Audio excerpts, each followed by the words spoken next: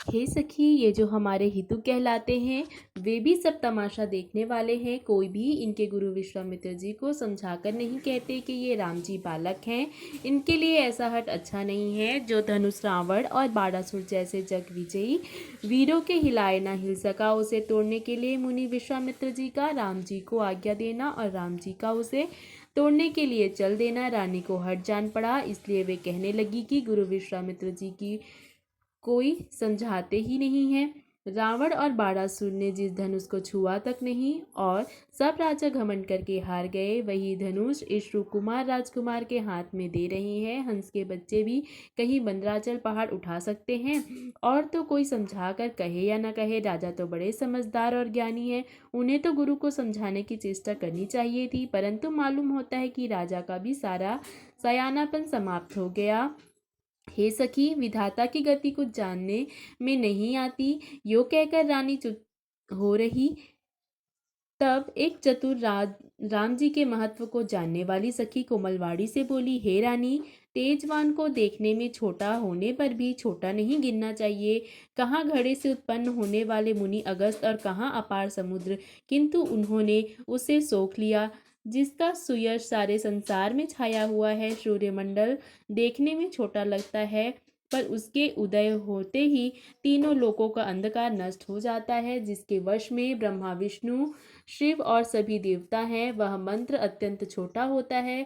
महान मत वाले गजराज को छोटा सा अंकुश वश में कर लेता है। कामदेव ने फूलों का ही धनुष बाण लेकर समस्त लोगों को अपने वश में कर रखा है। हे देवी, ऐसा जानकर संदेह त्याग दीजिए। हे रानी, रामचंद्र जी धनुष को अवश्य ही तोड़ेंगे। सखी के वचन सुनकर रानी को विश्वास हो गया। उनकी उदासी मिट गई और श्री राम जी के प्रति उनका प्रेम अत्यंत बढ़ गया। उस समय श्री रामचंद्र जी को देखकर सीता जी भयभीत हृदय से जिस जिस देवता से विनती कर रही हैं, वे व्याकुल होकर मन ही मन मना रही हैं कि हे महेश, भवानी, मुझ पर प्रसन्न होइए। मैंने आपकी जो सेवा की है उसे सुफल कीजिए और मुझ पर कृपा करके धनुष के भारीपन को हर लीजिए। हे गणों के नायक, वर देने वाले देवता गणेश जी, मैं आज ही के लिए तुम्हारी सेवा की थी।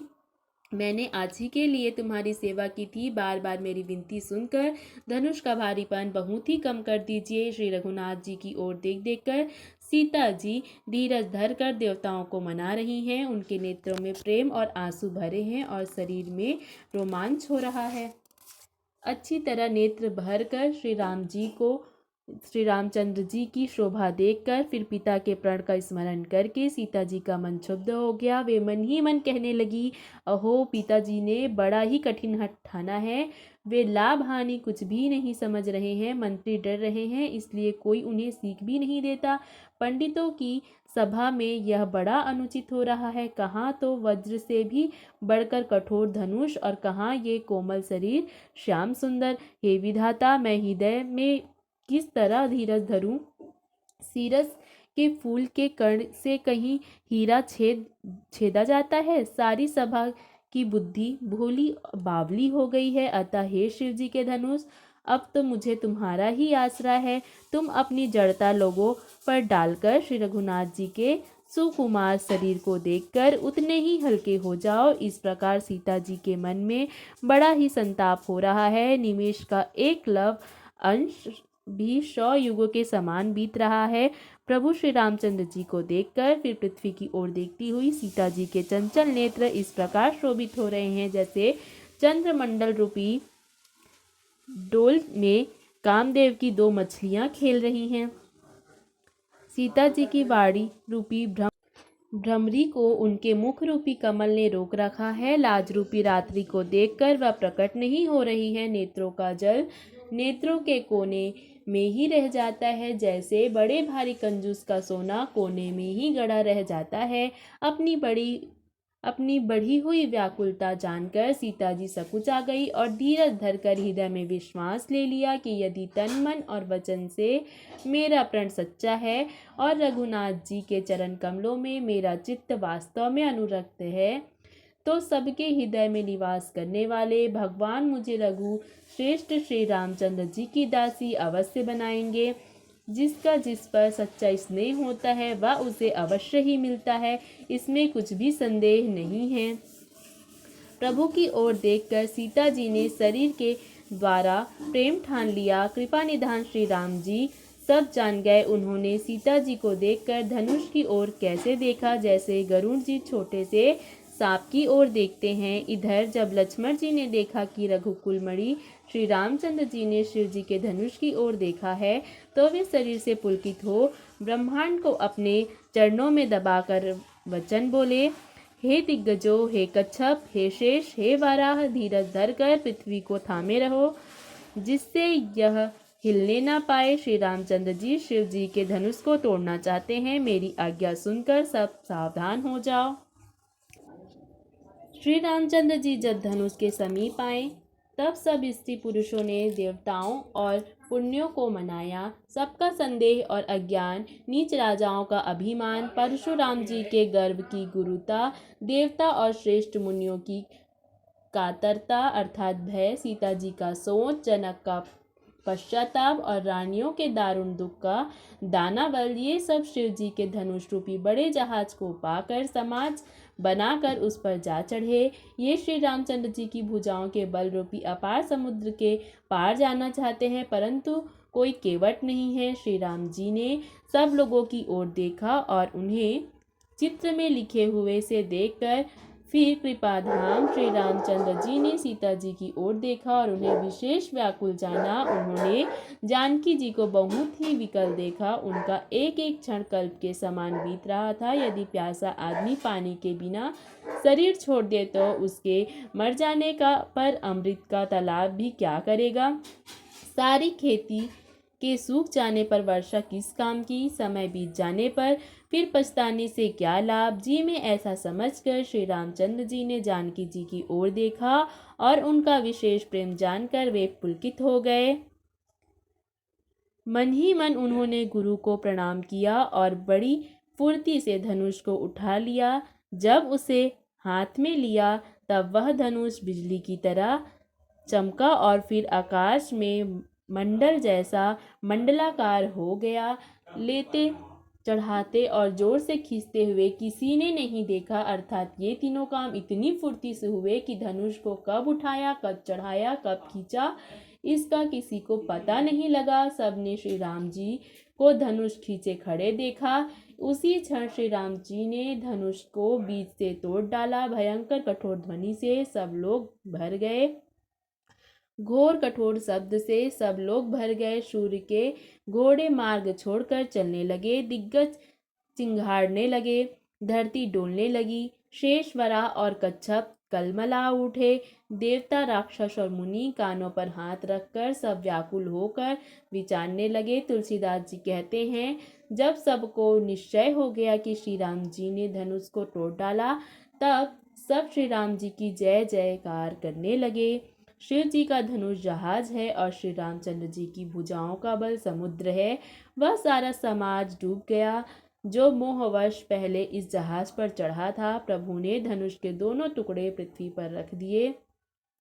यह देखकर सभी लोग सुखी हुए। विश्वामित्र रूपी पवित्र समुद्र में जिसमें प्रेम रूपी समुद्र अथाह जल भरा है, राम रूपी पूर्णचंद्र को देखकर पुलकावली रूपी भारी लहरें बढ़ने लगी। आकाश में जोर जोर से नगाड़े बजने लगे और देवांगनाएं गान करके नाचने लगी। ब्रह्मा आदि देवता, सिद्ध और मुनीश्वर लोग प्रभु की प्रशंसा कर रहे हैं और आशीर्वाद दे रहे हैं। वे रंग बिरंगे फूल और मालाएं बरसा रहे हैं। किन्नर लोग रसीले गीत गा रहे हैं। सारे ब्रह्मांड में जय जयकार की ध्वनि छा गई, जिसमें धनुष टूटने की ध्वनि जान ही नहीं पड़ती। जहाँ तहाँ स्त्री पुरुष प्रसन्न होकर कह रहे हैं कि श्री रामचंद्र जी ने शिव जी के भारी धनुष को तोड़ डाला। धीर बुद्धि वाले भाट, मागध और सूत लोग वीरदावली अर्थात कीर्ति का बखान कर रहे हैं। सब लोग घोड़े, हाथी, धन, मणि और वस्त्र निछावर कर रहे हैं। झांझ, मृदंग, शंख, शहनाई, भेरी, ढोल और सुहावने नगाड़े आदि बहुत प्रकार के सुंदर बाजे बज रहे हैं। जहाँ तहाँ युवतियाँ मंगल गीत गा रही हैं। सखियाँ सहित रानी अत्यंत हर्षित हुई, मानो सूखते हुए धान पर पानी पड़ गया हो। जनक जी ने सोच त्याग कर कुछ सुख प्राप्त किया। जैसे तैरते तैरते थके हुए पुरुष ने थाह पाली हो। धनुष टूट जाने पर राजा लोग ऐसे श्रीहीन हो गए जैसे दिन में दीपक की शोभा जाती रहती है। सीता जी का सुख किस प्रकार वर्णन किया जाए, जैसे चातकी स्वाति का जल पा गई हो। श्री राम जी को लक्ष्मण जी किस प्रकार देख रहे हैं, जैसे चंद्रमा को चकोर का बच्चा देख रहा हो। तब शतानंद जी ने आज्ञा दी और सीता जी ने श्री रामचंद्र जी के पास गमन किया। साथ में सुंदर चतुर सखियां मंगलाचार के गीत गा रही हैं। सीता जी बाल हंसनी की चाल से चली, उनके अंगों में अपार शोभा है। सखियों के बीच में सीता जी कैसे सुशोभित हो रही हैं, जैसे बहुत सी छवियों के बीच में महाछवि हो। कर कमल में सुंदर जयमाला है, जिसमें विश्व विजय की शोभा छाई हुई है। सीता जी के शरीर में संकोच है, पर मन में परम उत्साह। उनका यह गुप्त प्रेम किसी को जान नहीं पड़ रहा। समीप जाकर श्री राम जी की शोभा देखकर राजकुमारी सीता जी चित्र में लिखी सी रह गई। चतुर सखी ने यह दशा देखकर समझा कर कहा, सुहावनी जयमाला पहनाओ। यह सुनकर सीता जी ने दोनों हाथों से माला उठाई, पर प्रेम के विवश होने से पहनाई नहीं जाती, मानो डंडियां सहित दो कमल चंद्रमा को डरते हुए जयमाला दे रहे हो। इस रात छवि को देखकर सखियां गाने लगी। तब सीता ने श्री राम जी के गले में जयमाला पहना दी। श्री रघुनाथ जी के हृदय में जयमाला देखकर देवता फूल बरसाने लगे। समस्त राजागण इस प्रकार सकुचा गए, जैसे सूर्य को देखकर कुमुद का समूह सिकुड़ गया हो। नगर और आकाश में बाजे बजने लगे। दुष्ट लोग उदास हो गए और सज्जन लोग सब प्रसन्न हो गए। देवता, किन्नर, मनुष्य, नाग और मुनीश्वर जय जयकार करके आशीर्वाद दे रहे हैं। देवताओं की स्त्रियां नाचती गाती और बार बार हाथों में पुष्पों की अंजलियां छूट रही हैं। यहाँ तहाँ ब्राह्मण वेद ध्वनि कर रहे हैं और भाट लोग विरुदावली बखान कर रहे हैं। पृथ्वी, पाताल और स्वर्ग तीनों लोकों में यश फैल गया है। श्री रामचंद्र जी ने धनुष तोड़ दिया और सीता जी को वरण कर लिया। नगर के नर नारी आरती कर रहे हैं और अपनी हैसियत पूंजी को भुलाकर सामर्थ्य से बहुत अधिक निछावर कर रहे हैं। श्री सीता राम जी की जोड़ी ऐसी सुशोभित हो रही है, जैसे सुंदरता और श्रृंगार रस एकत्र हो गए हों। सखियां कह रही हैं, सीते स्वामी के चरण छुओ, किंतु सीता जी अत्यंत भयभीत हुई उनके चरण नहीं छूती। गौतम जी की स्त्री अहिल्या की गति का स्मरण करके सीता जी श्री राम जी के चरणों को हाथों से स्पर्श नहीं कर रही हैं। सीता जी की अलौकिक प्रीति जानकर रघुकुल मणि श्री रामचंद्र जी मन ही मन हंसे। उस समय सीता जी को देखकर कुछ राजा लोग ललचा उठे। वे दुष्ट, कुपुत और मूढ़ राजा मन में बहुत तमतमाए। वे अभागे उठ उठ कर कवच पहनकर जहाँ तहाँ गाल बजाने लगे। कोई कहते हैं कि सीता को छीन लो और दोनों राजकुमारों को पकड़कर बांध लो, धनुष तोड़ने से ही चाह नहीं सरेगी। हमारे जीते जी राजकुमारी को कौन ब्याह सकता है। यदि जनक कुछ सहायता करे तो युद्ध में दोनों भाइयों सहित उसे भी जीत लो। ये वचन सुनकर साधु राजा बोले, इस राज समाज को देखकर तो लाज भी लजा गई। अरे तुम्हारा बल, प्रताप, वीरता, बड़ाई और नाक को धनुष के साथ ही चली गई। वही वीरता थी, अब तक कहाँ से मिली है। ऐसी दुष्ट बुद्धि है, तभी तो विधाता ने तुम्हारे मुखों पर कालिख लगा दी।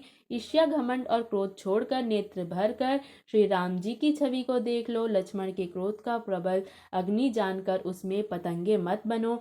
जैसे गरुड़ का भाग कौवा चाहे, सिंह का भाग खरगोश चाहे, बिना कारण ही क्रोध करने वाला अपनी कुशल चाहे, शिव जी से विरोध करने वाला सब प्रकार ही संपत्ति चाहे, लोभी लालची सुंदर कीर्ति चाहे, कामी मनुष्य निष्कलंकता क्या पा सकता है। और जैसे श्रीहरि के चरणों से विमुख मनुष्य परम गति चाहे, हे राजाओं, सीता के लिए तुम्हारा लालच भी वैसा ही व्यर्थ है।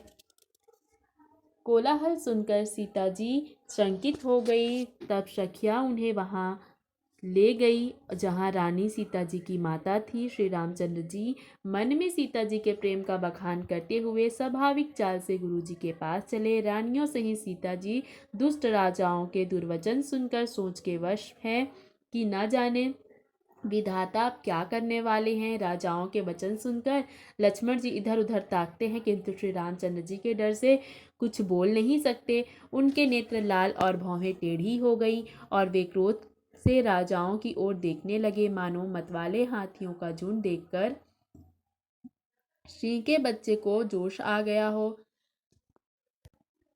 खलबली देखकर जनकपुर की स्त्रियां व्याकुल हो गई और सब मिलकर राजाओं को गालियां देने लगी। उसी मौके पर शिव जी के धनुष का टूटना सुनकर भृगुकुल रूपी कमल के सूर्य परशुराम जी आए। उन्हें देखकर सब राजा सकुच आ गए, मानो बाज के झपटने पर बटेर लुक गए। गोरे शरीर पर विभूति बड़ी फब रही है और विशाल ललाट पर त्रिपुर्ण विशेष शोभा दे रहा है। सिर पर जटा, सुंदर मुख, चंद्र क्रोध के कारण कुछ लाल हो गया है। भौहें टेढ़ी और आंखें क्रोध से लाल। सहज ही देखते हैं तो भी ऐसा जान पड़ता है मानो क्रोध कर रहे हों। बैल के समान ऊंचे और पुष्ट कंधे हैं। छाती और भुजाएं विशाल हैं। सुंदर यज्ञोपवीत